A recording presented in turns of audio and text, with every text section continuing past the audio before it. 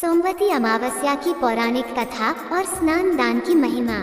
सोमवती अमावस्या के दिन भगवान शिव और मां पार्वती की पूजा अर्चना की जाती है।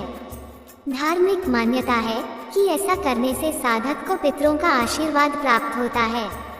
हिंदू पंचांग के अनुसार सोमवती अमावस्या की तिथि 30 दिसंबर को सुबह 4:01 पर शुरू होगी और तिथि का समापन 31 दिसंबर को सुबह 3:56 पर होगा।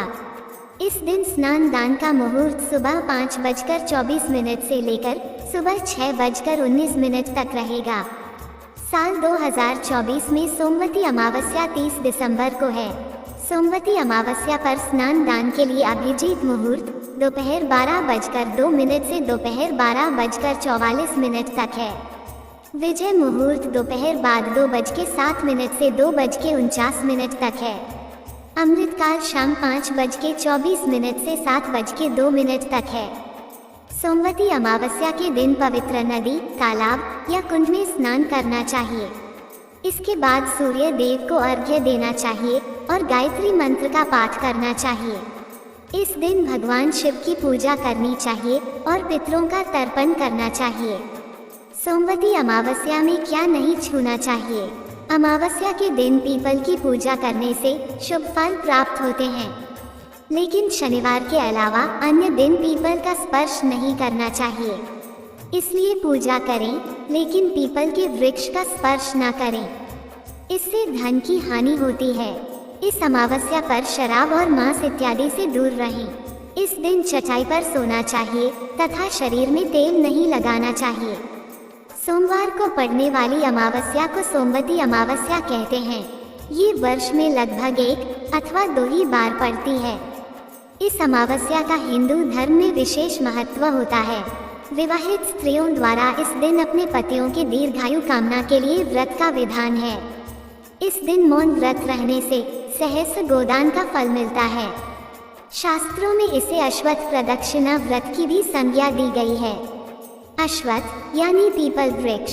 इस दिन विवाहित स्त्रियों द्वारा पीपल के वृक्ष की दूध, जल, पुष्प, अक्षत, चंदन इत्यादि से पूजा और वृक्ष के चारों ओर 108 बार धागा लपेटकर परिक्रमा करने का विधान होता है।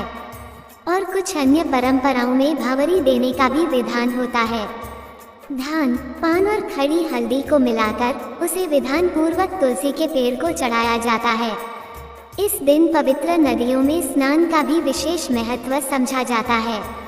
कहा जाता है कि महाभारत में भीष्म ने युधिष्ठिर को इस दिन का महत्व समझाते हुए कहा था कि इस दिन पवित्र नदियों में स्नान करने वाला मनुष्य समृद्ध, स्वस्थ और सभी दुखों से मुक्त होगा। ऐसा भी माना जाता है कि स्नान करने से पितरों की आत्माओं को शांति मिलती है। सोमवती अमावस्या से संबंधित अनेक कथाएं प्रचलित हैं।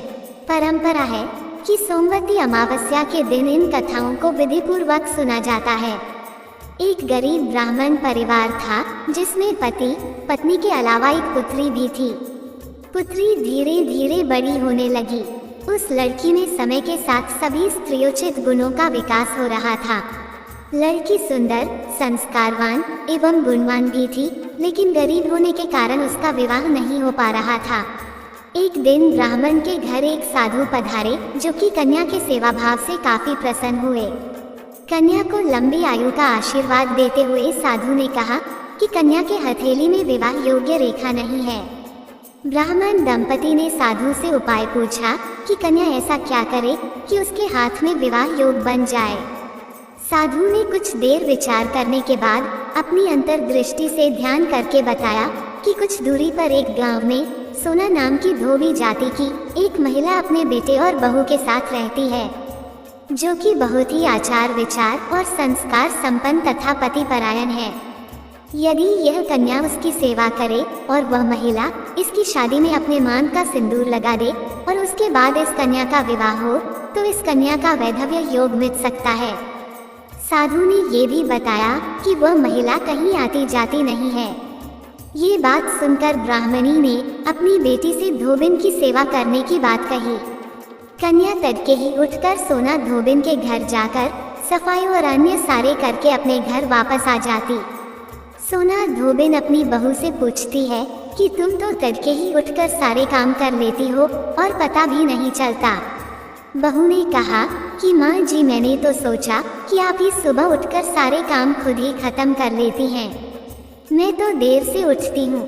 इस पर दोनों सास बहू निगरानी करने लगी कि कौन है जो तड़के ही घर का सारा काम करके चला जाता है। कई दिनों के बाद धोबिन ने देखा कि एक एक कन्या घोर अंधेरे घर में आती है और सारे काम करने के बाद चली जाती है।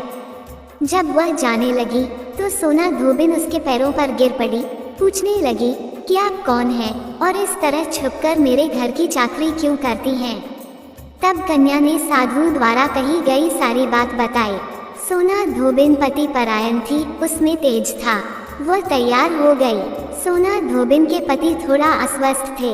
उसने अपनी बहू से अपने लौट आने तक घर पर ही रहने को कहा। सोना धोबिन ने जैसे ही अपने मांग का सिंदूर कन्या की मांग में लगाया, उसके पति मर गया।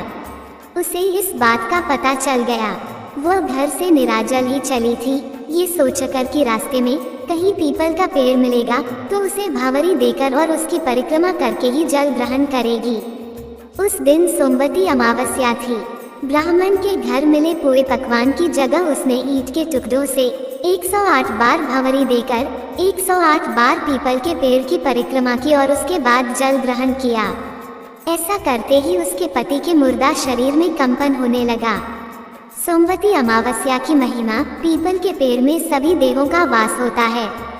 अतः सोमवती अमावस्या के दिन से शुरू करके जो व्यक्ति हर अमावस्या के दिन भावरी परिक्रमा करना देता है, उसके सुख और सौभाग्य में वृद्धि होती है। जो हर अमावस्या को न कर सके, वह सोमवार को पड़ने वाली अमावस्या के दिन 108 वस्तुओं की भावरी देकर सोना धोबिन और गौरी गणेश की पूजा करता है, उसे अखंड सौभाग्य की प्राप्ति होती है। सोमवती अमावस्या विधान ऐसी परंपरा है कि पहली सोमवती अमावस्या के दिन धान, पान, हल्दी, सिंदूर और सुपारी की भावरी दी जाती है। उसके बाद की सोमवती अमावस्या को अपने सामर्थ्य के हिसाब से फल, मिठाई, सुहाग सामग्री, खाने की सामग्री इत्यादि की भावरी दी जाती है। भावरी पर चढ़ाया गया सामान किसी सुपात्र ब्राह्मण, नंद या भांजे को दिया जा सकता है। अपने गोत्र या अपने से निम्न गोत्र में वह दान नहीं देना चाहिए।